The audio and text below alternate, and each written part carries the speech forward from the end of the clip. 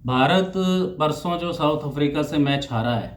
Video तो मैंने कल करनी थी, लेकिन मन दुखी था तो मैं वीडियो नहीं कर पाया और ना ही कुछ बात करने का मन कर रहा था, क्योंकि दिल को चोट पहुंचती है, मन को चोट पहुंचती है। हिंदुस्तानी है, हिंदुस्तानी होने के नाते हार कभी बर्दाश्त नहीं होती। चाहे वो बेशक मैच कांटे का था, उन्होंने भी हिम्मत की, उन्होंने भी जोर आजमाइश की, लेकिन हमारी टीम उस हालत में थी कि हम मैच को आसानी से जीत सकते थे।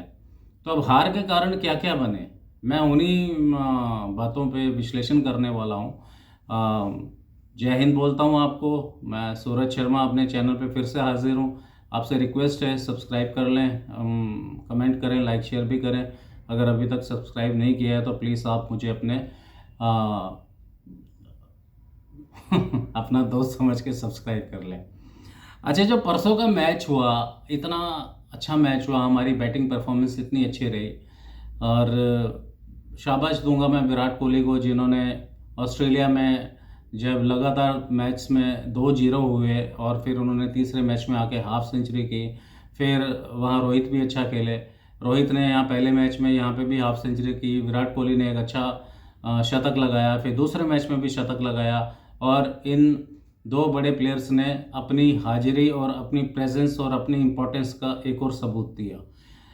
और इस बारे में मैं काफ़ी बात पहले भी कर चुका हूँ कि चैंपियंस ट्रॉफी के बाद से, जब से इन्हें टेस्ट टीम से जब नज़रअंदाज किया गया एक साजिश के तहत, पहले रोहित शर्मा से कप्तानी लेके, फिर जब रोहित शर्मा ने टेस्ट को अलविदा कहा तो विराट कोहली, क्योंकि वो उसका साथी है, साथी इन द सेंस कि एक साथ इन्होंने क्रिकेट स्टार्ट की है, तो हर प्लेयर के मन में ये होता है कि अगर जो मेरे साथ का कलीग है अगर वो बाहर है तो मेरे को भी एक ऐसा प्लेयर अंदर चाहिए जो मेरे लेवल का हो, या मेरे एक फीलिंग आती है। तो वो भी छोड़ गए, ठीक है। और ये बहुत सोची समझी साजिश थी।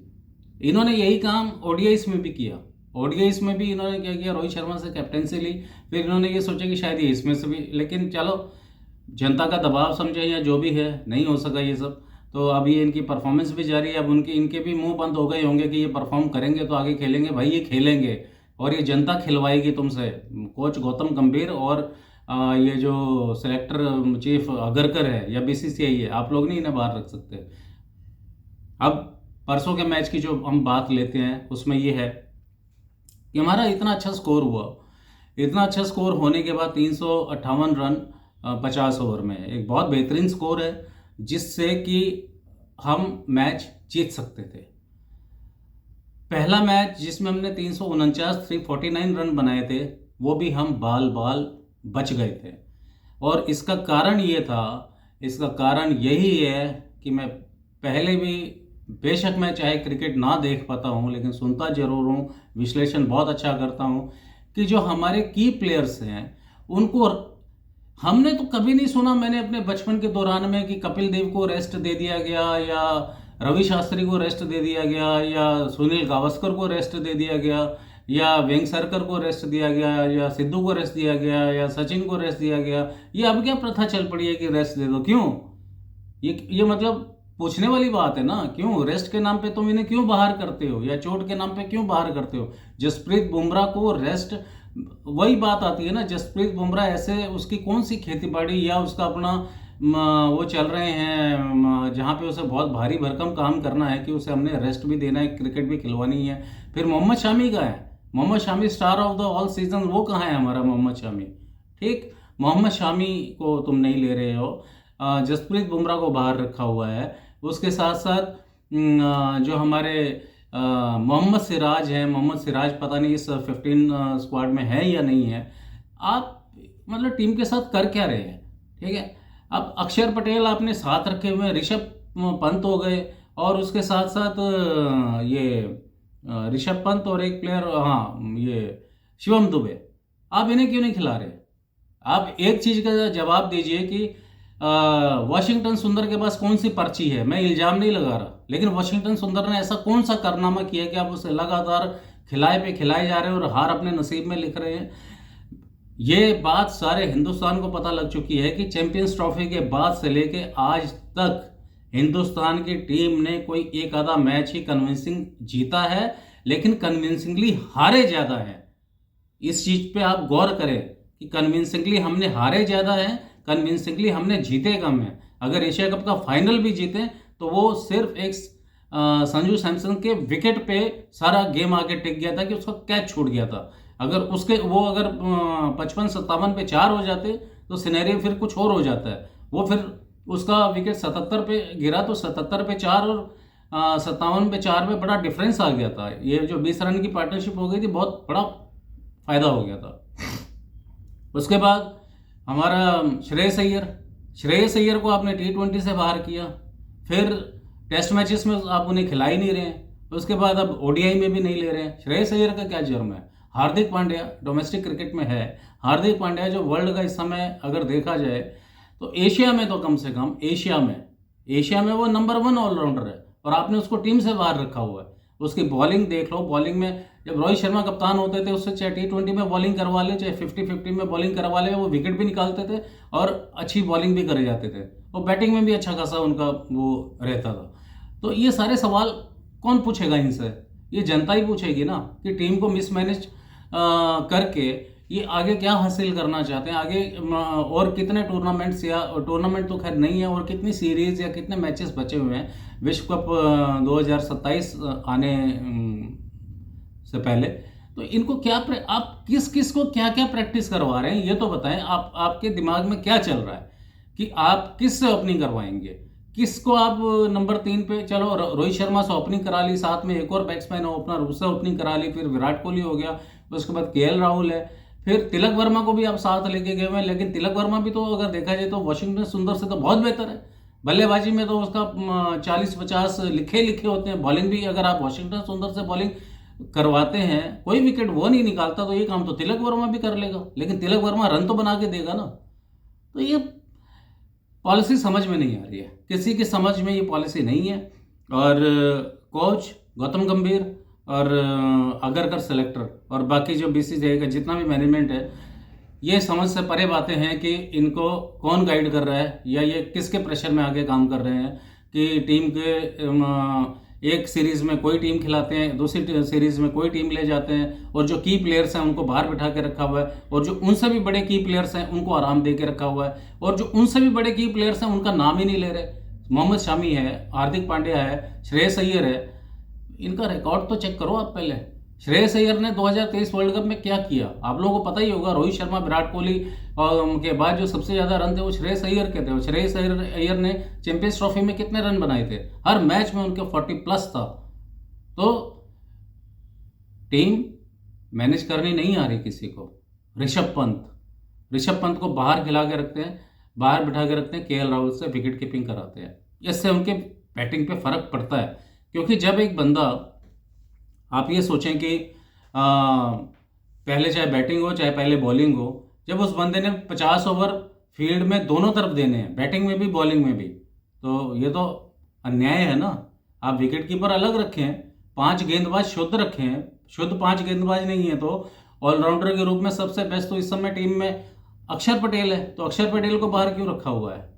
अक्षर पटेल ने 1 नहीं 10 बार प्रूव कर दिया है कि रविंद्र जडेजा जैसा अगर कोई ऑलराउंडर टीम में या हिंदुस्तान में इस समय मौजूद है तो वो अक्षर पटेल है। और श्रेयस अय्यर को कौन सी सजा मिल रही है? मतलब उसने ऐसा क्या गुनाह किया है कि आप उसको कंसिडर ही नहीं कर रहे हैं? बड़ी मायूसी हुई परसों का मैच देख के। वो पहले वाला मैच भी ऐसा लग रहा था कि अब हारे तो तब हारे, लेकिन चलो जीत गए। अब 1-1 की बराबरी है। तीसरे मैच में क्या होता है ये, और तीसरे मैच में ये कौन सी टीम उतारते हैं? अब मान लो तीसरे मैच में ये अक्षर पटेल को या इसको शिवम दुबे को ये ले भी हैं, तो क्या वो 2 मैचों के 3 मैचों के गैप के बाद क्या वो वैसा परफॉर्म कर लेंगे जो वो परफॉर्म कर सकते थे? क्योंकि अब तीसरा मैच तो एक तरीके से फाइनल की तरह हो गया ना। तो फाइनल में फिर हर बंदा, चाहे वो सीरीज का तीसरा मैच हो, 5वां मैच हो, जो फाइनल पे आके टिक जाता है, जैसे 5 मैचों में 2-2 की बराबरी हो जाती है या 3 मैचों में 1-1 की बराबरी हो जाती है, तो लास्ट मैच भी फाइनल के रूप में ही देखा जाता है। तो उसका प्रेशर एक अलग ही होता है। तो ये टीम ऐसा मतलब टीम से ऐसा काम क्यों ले रहे हैं ये कि भाई टीम को समस्या में डाल के रखना है, और सारी जो कहानी है वो प्लेयर्स है। भाई देखो, हिंदुस्तान बहुत आगे जा चुका है। हिंदुस्तान में पहले जो लोग विश्लेषण करते थे वो एक्सपर्ट्स करते थे या पुराने खिलाड़ी करते थे, कमेंटेटर्स करते थे। आज हर बंदा जो है अपने आप में एक विश्लेषक है एनालिटिक है। हर बंदे को पता है कि टीम मैनेजमेंट यहाँ गलती कर रही है, यहाँ इस प्लेयर को क्यों बिठाया हुआ है, उस प्लेयर को वहाँ क्यों सेट किया हुआ है, हर बंदे की समझ में आ जाता है। तो आप लोग ज़्यादा चालाक बनने की कोशिश ना करें। ये संदेश कोच के लिए, सिलेक्टर्स के लिए और बीसीसीआई के लिए है कि आप लोग जानबूझ के हिंदुस्तान की टीम को उस हारने वाली उस हैबिट में डाल रहे हैं जहां से उनको आदत पड़ जाए और उनको ये आदत पड़ जाए कि हमने स्ट्रगल ही करना है। और ये बहुत बुरी तस्वीर है जब हमारी टीम ने चैंपियंस ट्रॉफी तक पिछले 5-7 साल से एक शेर टीम की तरह क्रिकेट खेली है, शेरों की तरह। बेशक कोई फाइनल या सेमीफाइनल हमने मिस किया हो, लेकिन हम हमेशा से हमने डोमिनेट किया है। हमने दूसरी टीम को कभी अपने ऊपर हावी होने ही नहीं दिया। एक आधा मैच कभी भी खराब हो सकता है, वो एक अलग बात है, लेकिन ये तो सीरीज है, ये सीरीज है। इवन एशिया कप में अगर देखा जाए तो जो बांग्लादेश का जो वो श्रीलंका के साथ जो मैच हुआ था, जो सुपर ओवर में हमने जीता था, जो मतलब वो क्या था, वो किस चीज़ की निशानी थी कि टीम को तुमने इस समस्या में फंसा दिया कि एक श्रीलंका जैसी टीम सुपर ओवर में लेके आ जाए हमारे इतने बड़े स्कोर को, 202 को। तो थोड़ा सा सोचें, इस तरीके से टीम को ना लेके चलें कि ये जो साल शुरू होने वाला है, इसमें जितनी भी सीरीज़ हैं या जो भी टूर्नामेंट्स हैं, ये बड़े महत्वपूर्ण होने वाले हैं। टीम को अब भी आप सही रास्ते पर लेके चलें। जितना भी मैनेजमेंट स्टाफ है उसमें कोच भी आते हैं, सिलेक्टर भी आते हैं, बाकी सारे सब लोग आ जाते हैं और अपने खिलाड़ियों पे नज़र रखें। हमारा मेन जो टारगेट है, जो हमारा मेन मिशन है, वो है वर्ल्ड कप 2027। ये हमारे पास आना चाहिए हर सूरत, और वो तभी आ सकता है जब आप टीम को पूरी मजबूती के साथ लैस कर देंगे। जैसे बैटिंग में ऐसे बैट्समैन हो, बैटिंग में जिसके सरबराही करें रोहित शर्मा, विराट कोहली, श्रेयस अय्यर, केएल राहुल हो गया, और आपका तिलक वर्मा है, ठीक है, शुभमन गिल है, या ये जायसवाल है। विकेट कीपिंग, आप पूरी विकेट कीपिंग की जिम्मेदारी आप सौंपें ऋषभ पंत पे। 4 शुद्ध तेज गेंदबाज रखें, मौके के मुताबिक 2 खिलाएं, 3 खिलाएं, 2 स्पिनर रखें, 2 ऑलराउंडर रखें, 3 जैसे ये अक्षर पटेल है, जडेजा है या हार्दिक पांड्या, मौके के मुताबिक खिलाएं। लेकिन प्लेयर वो रखें 15 की स्क्वाड में जो ये लगे कि हाँ ये कुछ अपना मतलब हिस्सा डाल सकते हैं। उन प्लेयर्स को टीम में रखना जो ना बॉलिंग में ना बैटिंग में, जो कहीं पे भी, मैं इसमें कोई बुरा मानने वाली बात नहीं है। मैं वाशिंगटन सुंदर की बात कर रहा हूँ। परसों का मैच अगर हम क्लियर तौर पे देखें तो हमने 10 प्लेयर्स के साथ खेला। वाशिंगटन सुंदर ना बॉलिंग में कुछ कर पाए ना बैटिंग में कुछ कर पाए।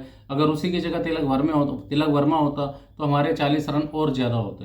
तो 390 को तो फिर स्कोर करना साउथ अफ्रीका के लिए थोड़ा मुश्किल हो जाता। तो बहुत सी बातें सोचने के लिए।